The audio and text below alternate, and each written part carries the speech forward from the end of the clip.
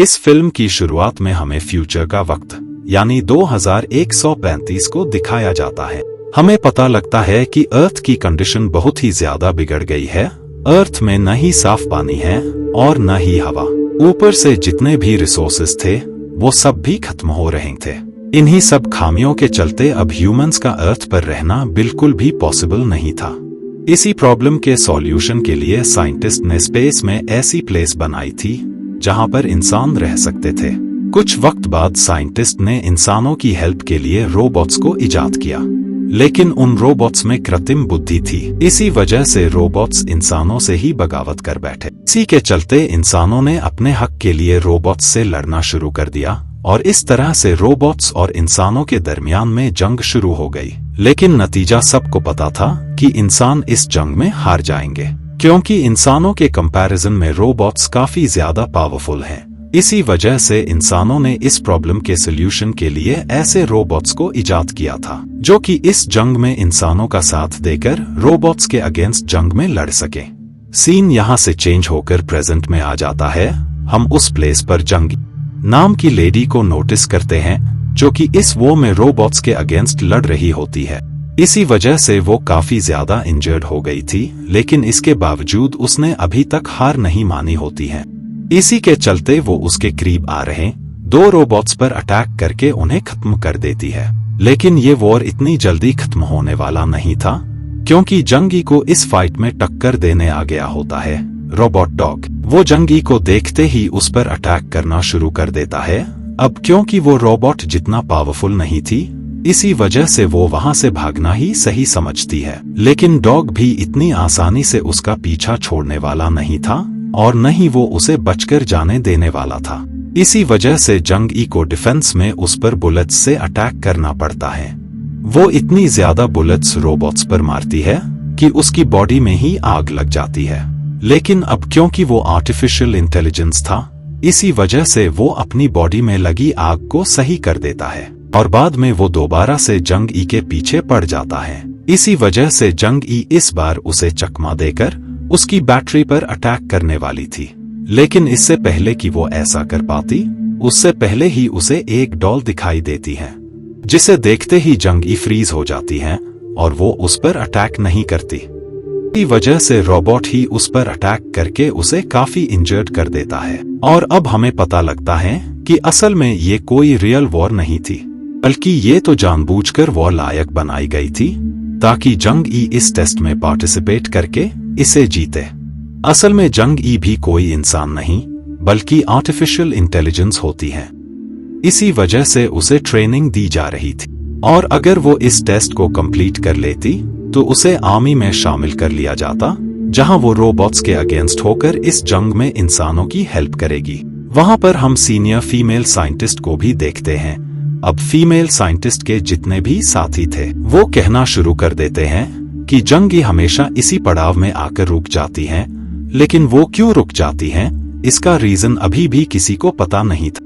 खैर बाद में वो जंगी को दूसरे रूम में ले जाते हैं, जहां पर वो मशीन्स की हेल्प से उसके बॉडी के कुछ पार्ट्स को अलग कर देते हैं। अब क्योंकि आज आर्मी ऑफिसर्स को आना था, इसी वजह से फीमेल साइंटिस्ट सारी चीजें ऑर्गेनाइज कर रही थी। तब वहां पर मौजूद वो शख्स फीमेल साइंटिस्ट को राब्ता करता है कि वो आर्मी ऑफिसर्स को कन्विंस कर लेगा कि हमारे यहाँ के रोबोट्स ही सबसे ज्यादा पावरफुल और बेहतरीन हैं। इसी वजह से वो हमारे ही रोबोट्स को आर्मी में सिलेक्ट करें। अब उसके कॉन्फिडेंस को देखकर फीमेल साइंटिस्ट भी उस पर यकीन कर लेती है। लेकिन जब वहां पर आर्मी ऑफिसर्स आते हैं तब उसका सारा कॉन्फिडेंस धरा का धरा रह जाता है, क्योंकि वो उनके आगे कुछ बोल ही नहीं पाता है। खैर बाद में वो किसी तरह से अपनी सारी एनर्जी लगाकर उनसे बातें करने की कोशिश करने लगता है। वो बताता है कि अर्थ पर खत्म हुए इन रिसोर्सेज को देखते हुए साइंटिस्ट ने इंसानों के लिए स्पेस में एक प्लेस बनाई थी, जिस पर उन्हीं की गलती की वजह से उस प्लेस पर आर्टिफिशियल इंटेलिजेंस ने कब्जा कर लिया था। इसी के चलते इंसानों और रोबोट्स में फाइट हो गई। इसी दौरान हमें जंगी के बारे में भी पता चलता है कि कई सारे ऑफिसर्स की तरह ही जंगी ने भी इस वॉर में हिस्सा लिया था और उसने काफी सारे रोबोट्स को खत्म भी किया होता है। लेकिन एक गोली सीधा जंगी पर ही लगती है। इसी वजह से ही उसे तुरंत हॉस्पिटल ले जाया जाता है। वहां पर डॉक्टर सबको राब्ता करते हैं कि उस अटैक की वजह से जंग ई हमेशा के लिए कोमा में चली गई है और अब वो कभी भी कोमा से बाहर नहीं आ सकती है। अब क्योंकि जंग ई काफी बहादुर सोल्जर थी, इसी वजह से उसके दिमाग में जितना भी डेटा होता है उसे कॉपी करके एक रोबोट के अंदर डाल दिया जाता है, जिस वजह से वो जंग ई की तरह ही सारे एक्शंस और सारी चीजें करने लगता है। उसकी सारी बातें सुनकर ऑफिसर्स बताते हैं कि आर्मी में शामिल होने के लिए जंग ई को उस टेस्ट को पास करना होगा, जो कि उसके लिए बिल्कुल भी पॉसिबल नहीं है, क्योंकि इतने वक्त बाद भी जंग ई हर बार की तरह उसी लेवल में आकर फंस जाती है। उनमें कुछ और कॉन्वर्सेशन होती है जिसके बाद वो निकल जाते हैं। बाद में वो शख्स फीमेल साइंटिस्ट के पास जाकर उसे सारी बातें राब्ता कर देता है कि कैसे उसने उन ऑफिसर्स को हैंडल किया, और बहुत ही जल्द जंग ई के ट्रेनिंग खत्म होते ही वो लोग उसे आर्मी में शामिल कर लेंगे। उसकी सारी बातें सुनकर साइंटिस्ट उससे कहती है कि इस पूरे प्रोजेक्ट को प्रेसिडेंट की वजह से ही चालू किया गया था, इसी वजह से वो कुछ दिनों के अंदर ही इस पूरे प्रोजेक्ट को देखने आ रहे हैं कि उन्होंने साइंटिस्ट से जो कहा था वो साइंटिस्ट इस तरह के रोबोट बना भी रहे हैं या नहीं। सारी बातें समझाकर फीमेल साइंटिस्ट उस रूम में जाती है जहां पर वो रोबोट मौजूद होता है जिसके अंदर जंग ई का डेटा था। इसी वजह से साइंटिस्ट उससे कुछ बातें करने लगती हैं, जिसके बाद वो उसके अंदर से जंग ई का डेटा निकालकर उस रोबोट को डिस्ट्रॉय कर देती है। बाद में हम फीमेल साइंटिस्ट को दूसरे साइंटिस्ट के साथ देखते हैं। वो साइंटिस्ट उसे बताती हैं कि जंग ई कोई और नहीं बल्कि उसी की ही मॉम है। असल में उसकी मॉम काफी सारे वॉर्स में हिस्सा लिया करती थी और इसके साथ ही वो इन वॉर्स को जीता भी करती थी। इन्हीं वॉर्स के चलते उन्हें पैसे मिला करते थे। पैसे इकट्ठा करने के लिए उन्होंने कई वॉर्स में हिस्सा भी लिया होता है ताकि वो कम वक्त में ज्यादा से ज्यादा पैसे इकट्ठा कर पाए।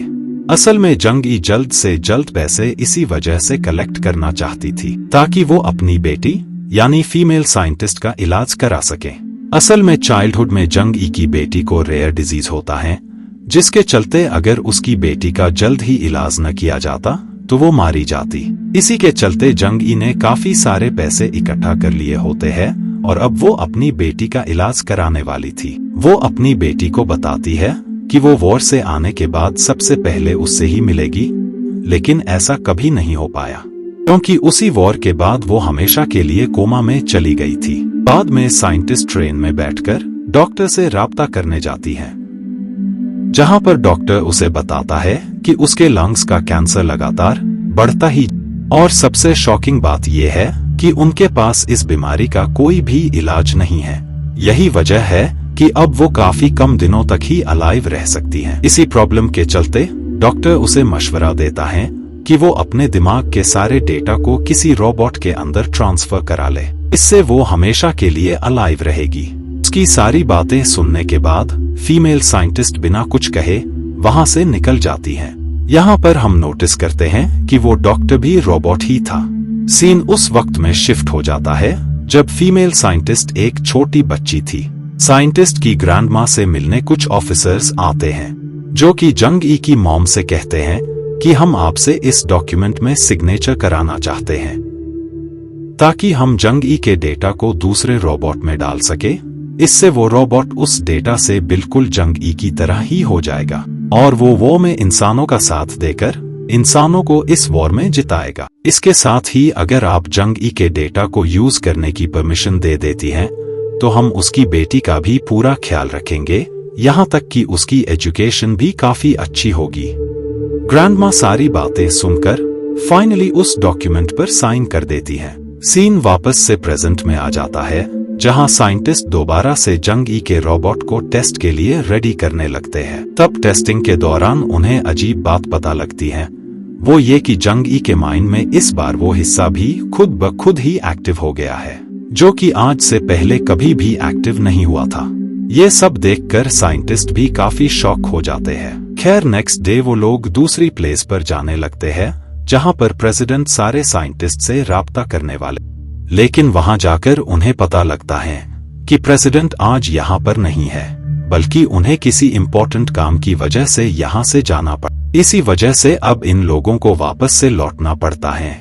बाद में जब वो अपनी प्लेस पर वापस आते हैं तब उन्हें पता लगता है कि प्रेसिडेंट तो यहीं पर ही आ गए हैं। प्रेसिडेंट उन्हें राब्ता करता है कि अब और ज्यादा रोबोट्स और वेपन्स को इजाद करने की बिल्कुल भी जरूरत नहीं है, क्योंकि अब वॉर खत्म होने वाली है।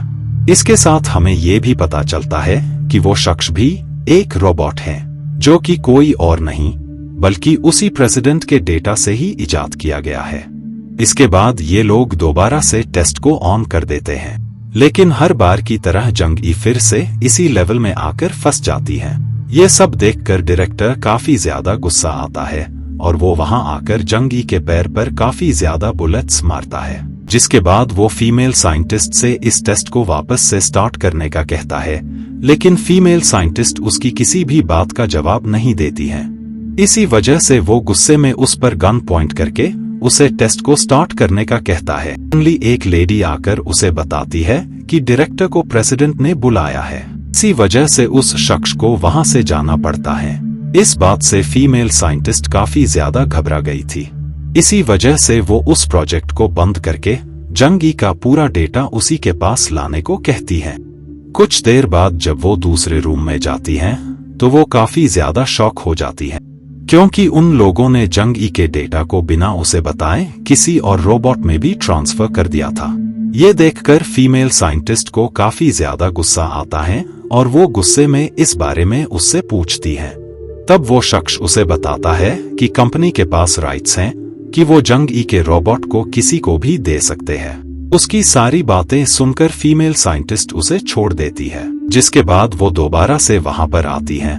उसे पता लगता है कि जंग-ई के माइंड का वो हिस्सा वापस से एक्टिव हो गया है। जैसे साइंटिस्ट उसकी पुरानी सारी यादें एरेज कर देती है। इसके बाद दोबारा से टेस्ट शुरू होता है और हर बार की तरह जंग-ई उसी लेवल में फंस जाती है। लेकिन डायरेक्टर जब गौर से देखता है तब उसे पता लगता है कि उसे बुलेट लगी ही नहीं है, तो इसके बावजूद भी वो बेहोश होकर कैसे गिर गई।